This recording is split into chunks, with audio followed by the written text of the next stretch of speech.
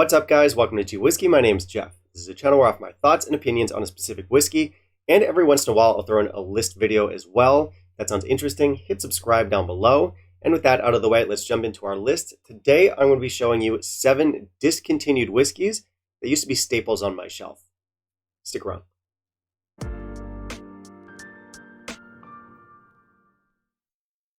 Alright, so we're doing another list video today. It's been a minute since I did a list, and the almighty YouTube algorithm loves lists. So here we go.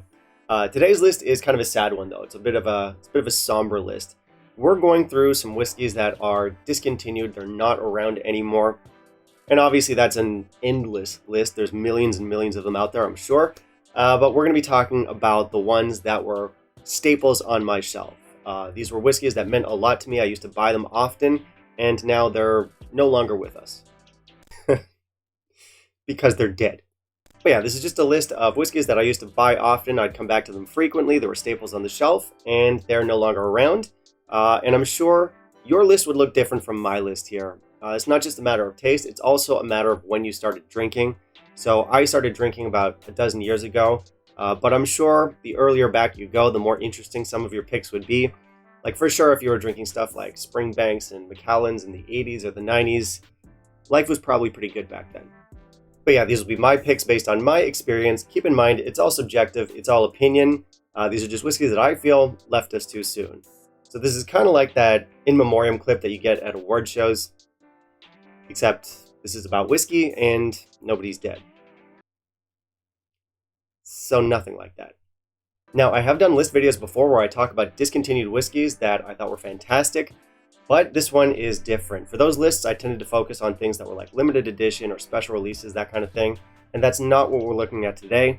Today, we're focusing on core range expressions, standard expressions that were readily available from a brand for a good while. Also, those other lists had kind of an asterisk where it's like you might still be able to find those whiskeys. And that might be true for some of the whiskeys on this list, but for me, at least in my market, all of them are long gone, and either I can't find them at all, or if I do, they're just like super expensive and it's no longer worth it. But you never know. For some of you, depending on your market, some of these might still be out there.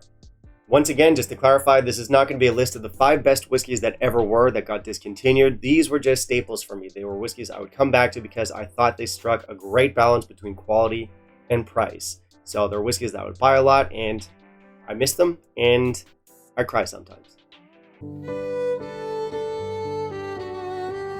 Also, as usual, I have a mystery pour in my glass, so make sure you stick around after the list and I'll let you know what that is. And before we get started, I also do want to hear from you guys. What were some staples that you used to enjoy that are no longer available to you? Let me know down below in the comments, and let's not waste time. Let's just jump straight into it. And in the meantime, if you could kindly leave a like down below, that'd be greatly appreciated. So we're going to start things off with an honorable mention, and this is an honorable mention that isn't part of the core range. It is the core range. The Ball Blair vintage line. Now, they switched over to standard age statements a while back. I recently reviewed the 15. I thought it was fantastic, but before the age statements came along, they were all vintage releases, and they were really cool. These guys would put out a series of different releases every year where they'll give you the distillation date, the bottling date, so it was good information. Their whiskeys were always naturally presented. They did both bourbon and sherry very well. They could be a little bit inconsistent, but they always kept it interesting. I do kind of wish they'd kept the vintage thing going. Really cool line, so honorable mention, Ball Blair Vintage. So we'll kick things off with number 7, which is kind of a core range and kind of a special release at the same time. It was an annual release for a few years in the late 2000s, and this one was kind of put on the chopping block just as I was getting into whiskey, but it remained available and affordable for several years after, and I thoroughly enjoyed it. I'm talking about the Kalila Cask Strength. This one was no age stated. It was just the Kalila house style, amped up. It was nothing flashy, it was nothing fancy, it was just a punchy hit of peat and brine and smoke and salt. Couldn't go wrong with it. It was delicious stuff. So number 7, Kalila Cask Strength. For our number 6, this is one that actually got discontinued before I even started my whiskey journey, as it's called. I think it was like 2007 or something. It was pulled from production, but like the Kalila, it stuck around for a few years and it stayed generally affordable for a good while, and I used to really enjoy the stuff. Longmorn 15. This one was fruity and gentle and floral and creamy. We had that lemongrass note in there that I always pick up from Longmorns. Really enjoy that. And this is one that I actually reviewed last year on the channel. And that's because I have a friend who'd stashed a bottle away and he held onto it for the better part of a decade. And he was kind enough to pop it and share it with me. We thoroughly enjoyed it. It was a great whiskey, and Longmorn's kind of a hidden gem of a distillery. They make fantastic whiskey. It's a very singular house style, and it's one I would recommend if you haven't tried them yet. This one, fantastic stuff. Again, sorely missed. Longmorn 15. So for our number 5, this one was discontinued a little bit more recently. I believe somewhere around 2016. Naturally presented stuff, entirely bourbon matured, and a genuinely delicious whiskey. We're looking at the Enoch 16 here. Yeah, this was really good whiskey. There's no sherry in this. It was a huge step up from a 12-year-old, and it had the house style on full display. Now, if you're not familiar with the Enoch house style, much like the Longmorn, it's a very distinctive house style, and it's very delicious stuff.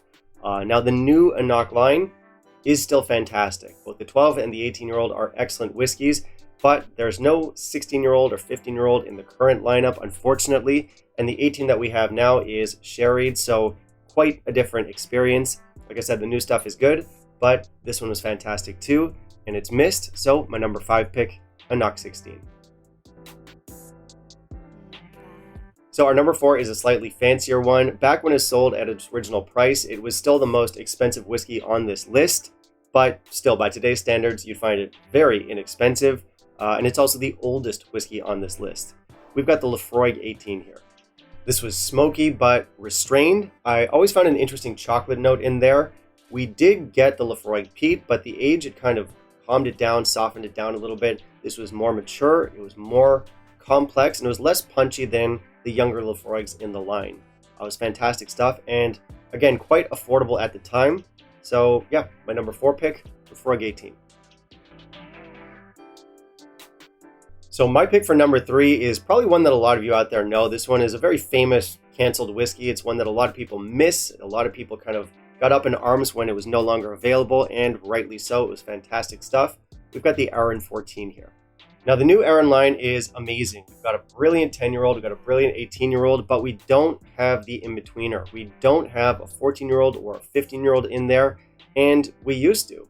This one was bright, it was fresh, it was clean, and it was complex. And I really hope that Arran either re-releases the 14 at some point or gives us a 14 or a 15-year-old that can kind of replace this one. And let's hope it's as good. These are very big shoes to fill. This was such a beautiful whiskey.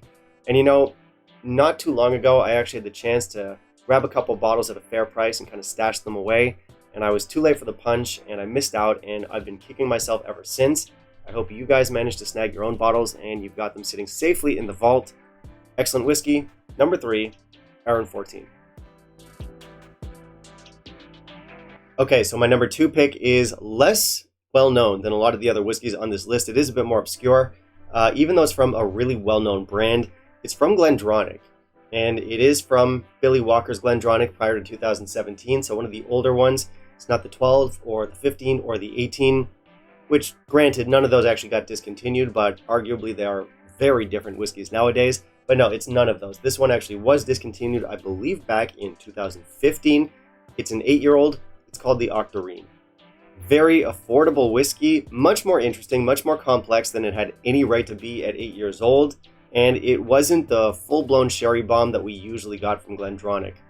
This one was a mix of bourbon and sherry, and the bourbon was a little bit more forward. It had a very nice balance to it, much better than the 8-year-old Highland, the one that came after. Not nearly as good as the original Octarine. So that one was fantastic. It was so cheap, it was so good. Sorely missed. Number 2, GlenDronach Octarine.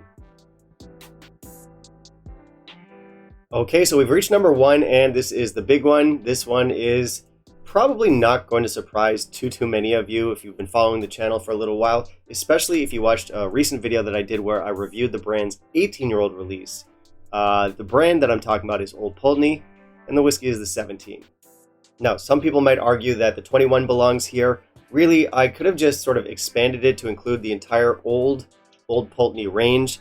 The Old 12 was good. The 17 and the 21 in particular were fantastic. The 17 was the more affordable of the two, so I bought that more often, so that was the one I landed on. But yeah, both fantastic whiskeys. The 17 was excellent bang for buck, mostly bourbon matured with just a little touch of sherry in there, and it was coastal, it was salty, it was buttery, it was delicious. And yes, I realize this is probably one of the most obvious picks that I could have put at the top of this list, but what can I say? It's widely missed by a lot of people for very good reason. And actually, my heart kind of goes out for a lot of these Pulteney brand guys who I'm sure are still taking shit for this on a daily basis, even like 5 years after the fact. But yeah, people love this stuff. I loved it. I miss it. And I wish I had been smart enough to stash away a few extra bottles when I first found out that it was being discontinued. I didn't do that. I regret it to this day. I hope you guys managed to get a few in the stash. Pick for number 1, Old Pulteney 17. Alright, that's it. That's the list. It's my list. Keep that in mind. These are whiskeys that I used to always keep around on the shelves. They were my staples, and I miss them. And of course, I'm going to put the question out to you guys. What were your staples from back in the day? I wonder if there's any overlap there. You can put them down below in the comments. But what whiskeys do you guys miss that you cry yourselves to sleep thinking about? Finally, I know some of you stuck around to find out what mystery pour is in my glass over there. I've got the Springbank 10, which I know is not formally discontinued. It's officially still on the market, but this is not something that I imagine will ever be a staple on my shelf again. I used to have it around all the time. It was widely available. It was very affordable. And then the Springbank Campbelltown Gold Rush began. And now I can't buy this whiskey anymore. It's either not around whatsoever, or if I do manage to find it, it's like quadruple its original price, and I'm not paying that. So yeah, it is kind of a fake out. Yeah, it is still around, but for me, for all intents and purposes, it might as well be gone. I just won't be buying it until prices come back down and the market kind of finds its balance again. In the meantime, I'm going to mourn this like I do all the other whiskeys on this list. Alright, and that's it. This list has made me emotional. I'm going to go crawl into a corner, assume the fetal position, and cry for about 3 hours. And then I'll probably just go make dinner. It's chicken tonight, if you were wondering. Like, comment, subscribe. Bye.